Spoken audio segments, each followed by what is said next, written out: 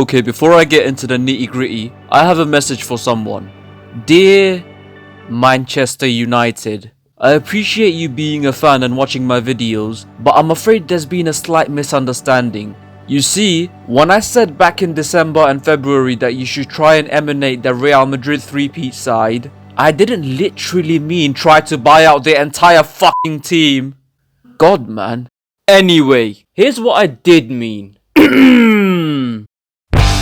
So as I so desperately wanted, Ronaldo is staying at Old Trafford, but as I so desperately feared, he's been demoted to the bench. And I don't think I need to tell you that there is zero chance that the charming and chiseled but chagrined man-child with an eternal chip will cherish or be chuffed up on cheerleading while chatting and chilling with chastised chaps on the not-so-cheap chairs. But this is where the Real Madrid / Zizou blueprint comes in. As I have explained before on this channel, one of the fundamental reasons behind Real's success during the 3P era was their understated and underrated B team. And saying this United side need this approach a lot more than Real did may just be understatement of the century. And this isn't just to keep Ronaldo happy, but more importantly, number one, because of this stupid Winter World Cup thing, the schedule this season is stacked.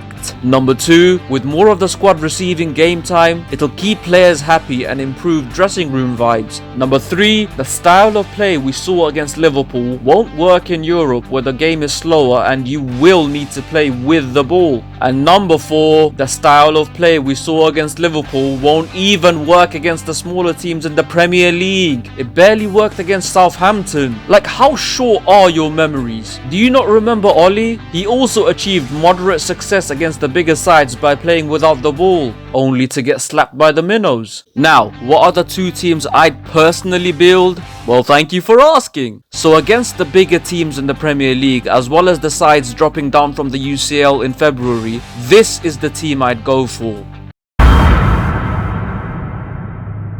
Here you have the energy, pace, the right sort of creativity, i.e. hoof the ball up and let gazelles chase after it, plenty of physicality, as well as a willing and capable centre forward who prefers to play with his back to goal and release runners in behind. Kushti. Now for the second team. This team, for me, should play the majority of the games in Europe as well as the domestic games against smaller sides where you'll need creative ways to unlock defenses. Now, I have two potential lineups for this. I'll explain why later. But here's the main one.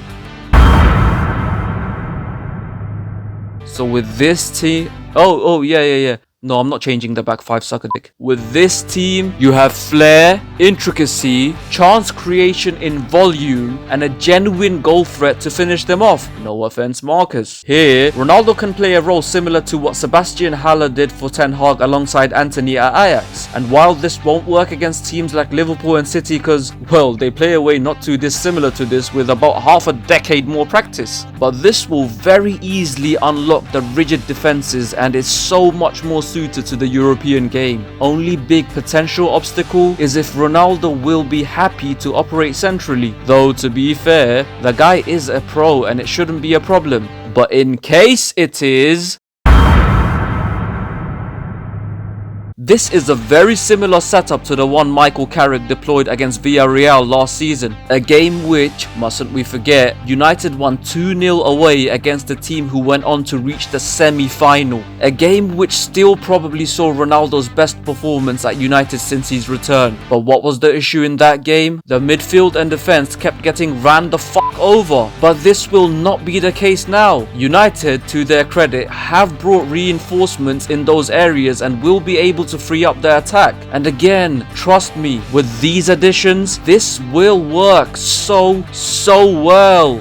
But yeah, still, I highly doubt it will happen. I just don't think that this manager would want to operate in that way, especially considering that United only have one actual centre forward who, not to mention, much like his compatriot, seems to have muscles made of cheese. Either way, the first lineup of Team B is a lot more possible and is actually very exciting. And I'm saying it now, if this somehow does happen, United are not only getting top 4, but will also go very far in Europe. And you know what, United? Why not, for once, prove my positive predictions right? Come on, I know you can. I believe in you. And that is that. Agree or disagree beats indifference. Once again, don't forget to like, comment, and share. And of course, subscribe. Till next time, you keep rolling.